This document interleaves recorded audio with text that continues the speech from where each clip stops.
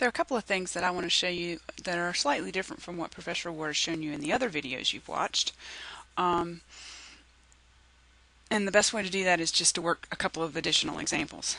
So let's start with 2 minus 3x is less than or equal to 5. We're solving for x, so we're going to subtract 2 from both sides. So that gives us negative 3x is less than or equal to 3. We divide by negative 3. And then that leaves us with x greater than or equal to negative 1. Now to put that solution on a number line, and this is where some of what I do will be a little bit different. Negative 1 is really, in this case, the only important number, so I would put that in the middle of my number line. If you'd like to start with 0 and then put negative 1 in the appropriate place relative to 0, that's fine. Depending on where you worked with inequalities before, you may have learned that if you have greater than or equal to or less than or equal to, that you should put a filled in circle at the number on the number line. That's the same thing as writing a bracket. That filled in circle indicates that we're including the negative 1. Then since we're looking at x values that are greater than 1, we shade to the right, and I would just color in my number line. I can do it in a different color. If you're using a pencil, then just shade it in so it's obviously darker and fatter than the other part of the number line that's not shaded. Now, what I would also like to see you do with problems like this is to write your solution set as an interval. If you've done the graph on the number line, it's very, very easy to write the interval. We'd start with a bracket because we're including the negative 1.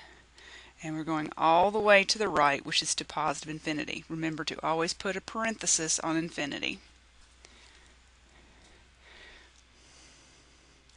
Okay, taking a look at a compound inequality. 1 is less than or equal to 2x plus 3 is less than 11.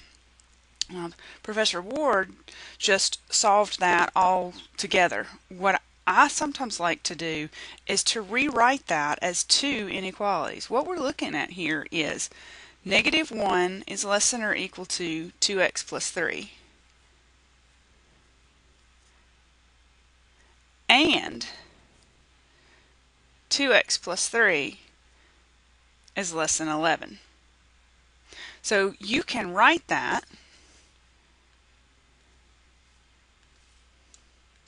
separately. You could say 1 is less than or equal to 2x plus 3 and 2x plus 3 is less than 11. It just gives you very simple inequalities to solve. Oops, 2x, so negative 1 is less than or equal to x and x is less than 4. So on the number line, we want, if you read that backwards, x greater than or equal to negative 1, which means we'll have a filled in circle on negative 1 and we'll shade to the right. And x is less than 4, which means we have an open circle. The open circle means that we're not including that number 4, but everything up to it is fine. Less than, shade to the left. So we're looking at that solution on the number line.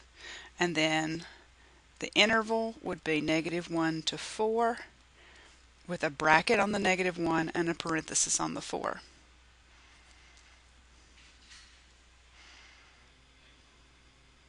One more example. One involving absolute value.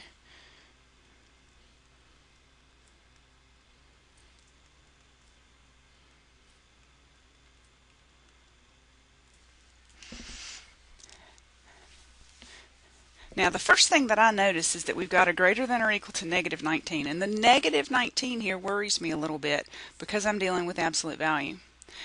And you're not allowed to be worried at this point. What you have to do with a problem like this, before you can rewrite it so it doesn't have absolute value, is you've got to isolate that absolute value of 5x minus 2. In other words, we've got to work to get rid of the 20 and the negative 3 before we think about what to do with the absolute value. So I'm going to start by subtracting 20.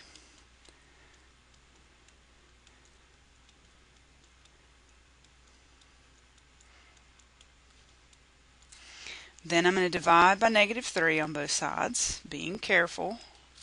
That leaves absolute value of 5x minus 2. Flip the inequality symbol around, so we'll now have less than or equal to 13. Divide negative 3 into negative 39, you get 13. Now, what I would do with this is I would rewrite.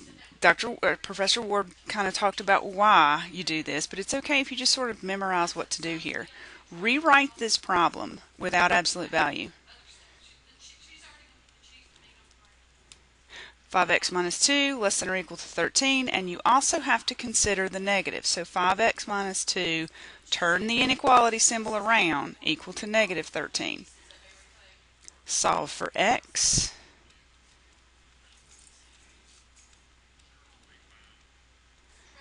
So x is less than or equal to 3.